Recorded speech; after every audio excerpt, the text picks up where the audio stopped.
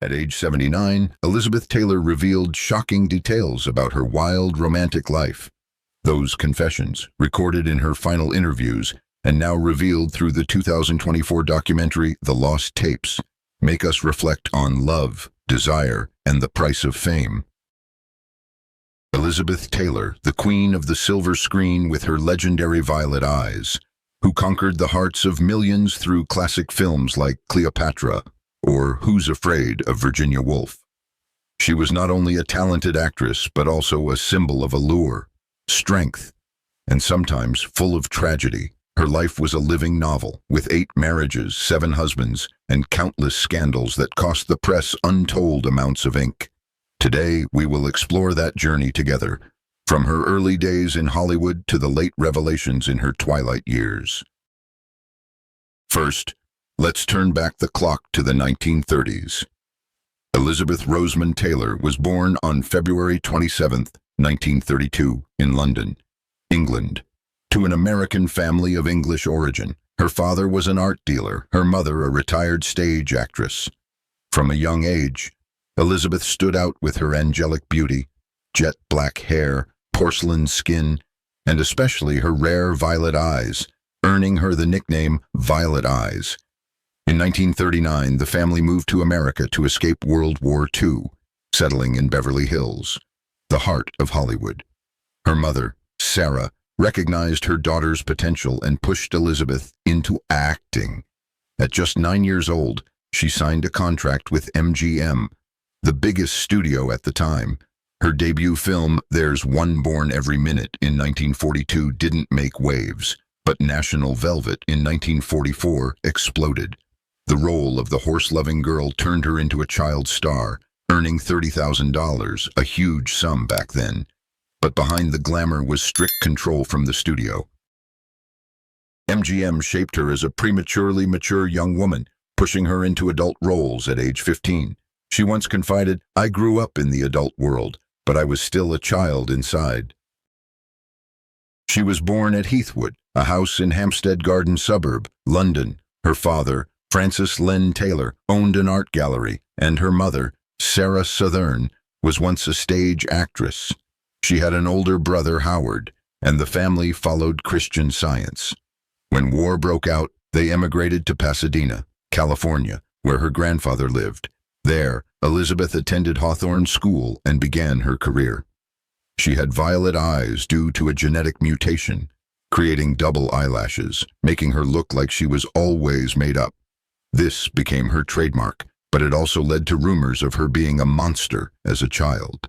She recounted in The Lost Tapes, "I was scared because everyone stared at my eyes." Her early career was full of pressure. MGM required her to study 3 hours a day, ride horses, and act. She said, "I didn't have a normal childhood, but I loved acting." Now we come to the most fascinating part, Elizabeth's romantic life. She once said, "I am ruled by my passions." And indeed, her 8 marriages were not just love stories, but also reflections of American society from the 1950s to the 1990s, from strict moral standards to sexual liberation. Let's start with her first marriage, a real tragedy. In 1950, at just 18 years old, Elizabeth married Conrad Nicky Hilton Jr., son of the Hilton Hotel chain owner. The wedding was a marketing ploy by MGM, coinciding with the release of Father of the Bride. The studio paid for everything, from the wedding dress to the party, attracting 3,000 fans outside the church. But the honeymoon in Europe lasted only 2 weeks, and the marriage ended after 9 months. Nicky was addicted to alcohol, gambling, and heroin, often abusing her. She wrote in her 1965 memoir, "I have to say the marriage lasted 2 weeks, then came a brutal and cruel disillusionment." She even miscarried after a kick to the stomach, divorcing due to mental cruelty. This was her first life lesson, leading Elizabeth to seek stability in older men. In The Lost Tapes, she revealed, "I locked myself in the bathroom on the wedding night, too scared that it took 3 days to consummate the marriage." Just a year later, in 1952, she remarried British actor Michael Wilding, 20 years her senior. The wedding was private in London. She wore a serious suit instead of a lavish gown, as if wanting to escape Hollywood's control. They had 2 sons, Michael Jr. and Christopher, and life was peaceful at first. She wrote, "We had a wonderful, easy, simple, peaceful life. But then, the success gap destroyed everything."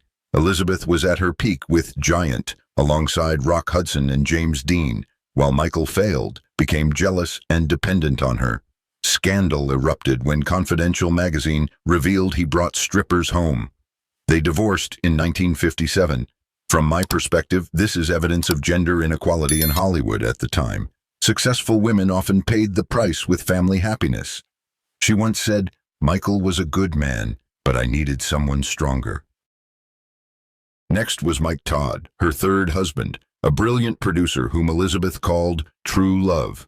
They met in 1956, married in 1957 in Acapulco, Mexico. Mike brought vibrant joy, generosity, and passion. They had daughter Liza, and Mike hosted his birthday on TV, constantly photographing the family. She said he had a joy for life, an infectious vibrancy. He was a brilliant con man, but incredibly generous. But tragedy struck. In March 1958, Mike's private plane, named Lucky Liz, crashed in New Mexico, killing him and 3 others. Elizabeth was devastated. The nation mourned her, a 26-year-old widow. I feel this was a turning point, transforming Elizabeth from a scandal star into a sympathetic victim, helping her regain public empathy. In the lost tapes, she recounted, "I truly loved Mike. He was the only man who made me feel safe." But then, the biggest scandal of her life exploded. In her grief, Elizabeth found comfort from Eddie Fischer, Mike's best friend and husband of Debbie Reynolds, America's sweetheart, and Elizabeth's close friend. Eddie left Debbie and their 2 children, one was Carrie Fisher, who later played Princess Leia, to marry Elizabeth in 1959 in Las Vegas. The world was outraged. Protests with signs, "Go home and keep your marriage vows." Media called her a homewrecker. The Vatican condemned her, but Elizabeth was unfazed. She justified, "Eddie didn't love Debbie and never did. You can't break a happy marriage." The marriage lasted until 1964, but ended when Elizabeth fell for Richard Burton on the set of Cleopatra. Eddie once threatened her with a gun, but said, "Don't worry, you're too beautiful. I won't kill you." She revealed in the documentary, "I never loved Eddie. I just pitied him for losing Mike." Now we come to the greatest love, Richard Burton. They met in 1962 in Rome, filming Cleopatra, the most expensive film in Hollywood history at the time. Richard, a talented Welsh actor, was married, as was Elizabeth, but the attraction was irresistible. He said, "Has anyone ever told you you're a very pretty girl?" She thought, "This is the great lover, the Welsh intellectual, and he uses that line on me." They had a public affair. Paparazzi snapped photos on a yacht in Italy. The scandal spread. The Vatican called it erotic vagrancy. U.S. congressmen tried to ban her from returning. They divorced their spouses and married in 1964 in Montreal. Liz and Dick became a legendary couple, starring in 11 films together, spending lavishly, yachts, paintings, million-dollar diamonds. They bought the Krupp diamond and Taylor Burton diamond. She wore them for life. But passion came with violence, arguments, smashing things, alcoholism. Richard once confessed, "Most actors are latent homosexuals. We mask it with drink. I was homosexual once, but not for long." Rumors of his affair with Laurence Olivier. They divorced in 1974, remarried in 1975 in Botswana, but split for good in 1976. Elizabeth said, "After Richard, other men were just companions." From my personal view, this was destined love, passionate to the point of destruction, but inspiring about the power of the heart. She recounted, "We loved each other to such highs that were too high, and lows that were too low." After Burton, Elizabeth married John Warner, a conservative politician, in 1976. She helped him win a Virginia Senate seat, but hated political life. "I had to wear tweed, no Halston." She fell into depression, addiction to pills, weight gain, and media mockery. Debbie Reynolds once joked, "I taped a photo of Fat Liz in my fridge to remind me if I open it." They divorced in 1982. Elizabeth stayed single for nearly a decade, dating businessmen, actors, and a Mexican lawyer. Her final marriage in 1991 was to Larry Fortensky, a construction worker she met at Betty Ford Clinic. The wedding was at Michael Jackson's Neverland Ranch. He walked her down the aisle. Guests included Liza Minnelli, Eddie Murphy. Cost $2 million, but she sold photos to people to donate to AIDS causes. She was the first star to speak up for the LGBTQ+ community and AIDS patients, founding a foundation in 1985. The marriage lasted 5 years, divorcing in 1996, but she left him nearly $1 million in her will. In her later years, Elizabeth had shocking revelations. In the 2024 The Lost Tapes, based on 40 hours of 1964 interviews, she talked about suicide attempts, near-death experiences meeting Mike Todd, and romantic secrets. She confessed to a threesome with JFK and only slept with my 7 husbands. But in reality, she had many affairs with actors like Frank Sinatra. Colin Farrell, a late-life romantic friendship, though just close friends. She said, "I'm tired of my beauty." She hated being seen as a sex symbol, but admitted, "I lived fully with my passions." She nearly died of pneumonia in 1961, treated with phage therapy, and was addicted to painkillers for life. She recounted, "I overdosed because I felt like a bad person with Eddie." From my perspective, as a Hollywood history lover, Elizabeth Taylor is an inspiration. She strongly overcame scandals, using fame for social causes. At 79, before dying in 2011 from heart failure, she still kept mysteries. "Marriage is a selfish institution. I don't endorse it anymore." She taught us that love can be crazy, but live authentically. Elizabeth started as a child star, but quickly transitioned to adult roles. A Place in the Sun in 1951 with Montgomery Clift was a turning point where she showed emotional depth. She once said about Clift, "He was my closest friend. We shared every secret." Then Giant in 1956, starring with James Dean, a close friend who died young in a car accident. Elizabeth recounted, "I drove with him just hours before the accident. My heart broke." Cat on a Hot Tin Roof in 1958 earned her first Oscar nomination. And Suddenly, Last Summer in 1959 was a challenging role, facing dark psychological themes. The peak was Cleopatra in 1963, the film costing $37 million, making her the first actress to earn $1 million. The scandal with Burton started here, and she recounted in The Lost Tapes. "Richard came with a trembling voice from Hangover, but my heart fluttered." Butterfield 8 in 1960 won her first Oscar. Though she hated the role, "I felt like a call girl, but that's how MGM forced it." And Who's Afraid of Virginia Woolf in 1966 was a masterpiece, where she gained weight for Martha, earning her second Oscar. She said, "I'm not a great actress, but I lived that role." She had 5 Oscar nominations, 2 wins, and AFI ranked her 7th among greatest stars. About children, Elizabeth had 4, 2 sons with Wilding, Liza with Todd, and adopted Maria with Burton. She loved them, but admitted her career kept her away. "I regret not spending more time with my kids." Eddie's daughter, Carrie Fischer, from Debbie, later became a close friend, and Elizabeth joked, "We overcame the scandal to become family." She adopted Maria from Germany, a girl with hip disease, and paid for her surgeries. Friends were important. With Rock Hudson, she was a companion until his end. When he died of AIDS in 1985, she recounted, "Rock was the gentlest man, and I fought for him." Michael Jackson was a soulmate, walking her down the aisle at her last wedding. She said, "Michael understood my loneliness. We were like 2 lost children." And Roddy McDowell, Montgomery Clift, secret gay friends, helped her understand sexual diversity. She protected them. "I hid their secrets like my own." Philanthropy is a major legacy.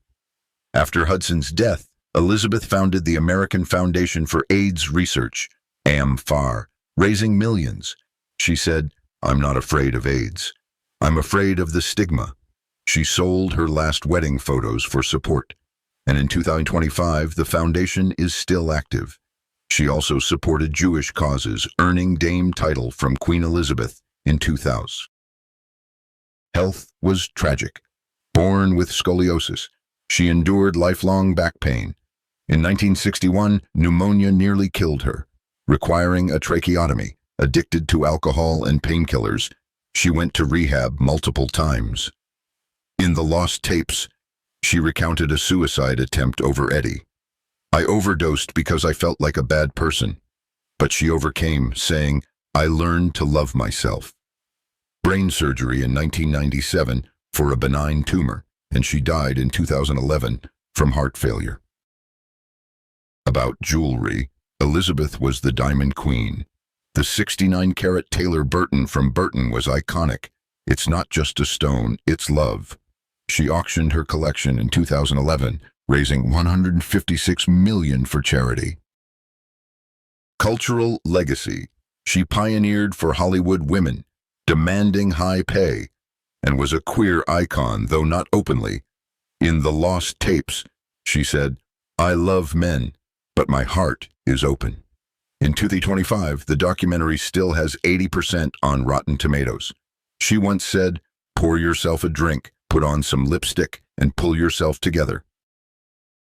From my personal view, Elizabeth taught me resilience.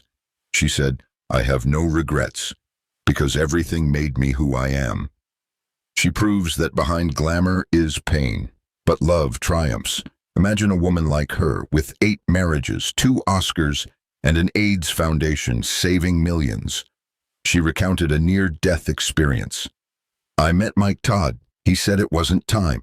The Vatican scandal made her vomit, but she replied, 'I live by my heart.'" Let's dive deeper into films.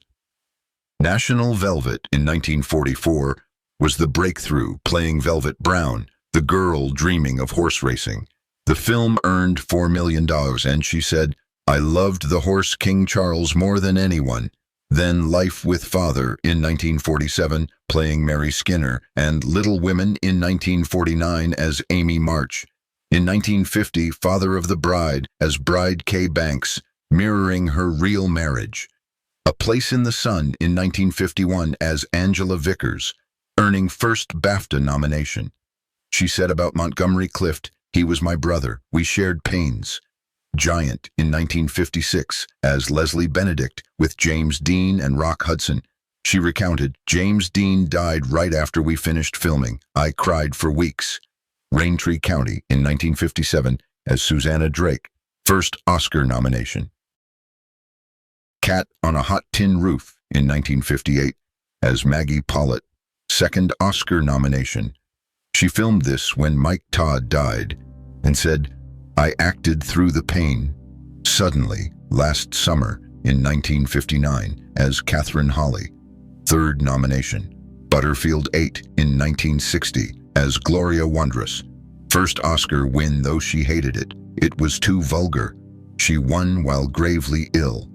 Anne Bancroft accepted for her. Cleopatra in 1963 as Cleopatra, $1 million salary, but scandal with Burton made it a huge loss. She said, "I loved the role, but real life was more dramatic." The VIPs in 1963 as Frances Andros with Burton. The Sandpiper in 1965 as Laura Reynolds. Who's Afraid of Virginia Woolf in 1966 as Martha, second Oscar. She gained 30 pounds and said, "I lived that role like my marriage." Then The Taming of the Shrew in 1967, Dr. Faustus in 1967, Boom in 1968, Secret Ceremony in 1968, all with Burton. The Only Game in Town in 1970 as Fran Walker. In the 1970s, films decreased, but Divorce His, Divorce Hers in 1973 as Jane Reynolds. The Blue Bird in 1976 as Mother. TV, Between Friends in 1983, Malice in Wonderland in 1985, Poker Alice in 1987. She guested on The Simpsons in 1992, voicing Maggie. Last film, These Old Broads, in 2001, with Shirley MacLaine. Scandals were inevitable. First marriage to Hilton involved abuse.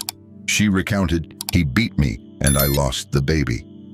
Eddie Fischer scandal prompted Vatican condemnation. "She is a homewrecker." She replied, "I vomited when I read it." With Burton, paparazzi hunted them. Vatican called erotic vagrancy. She said, "We were followed like criminals." She attempted suicide in 1962 over Eddie.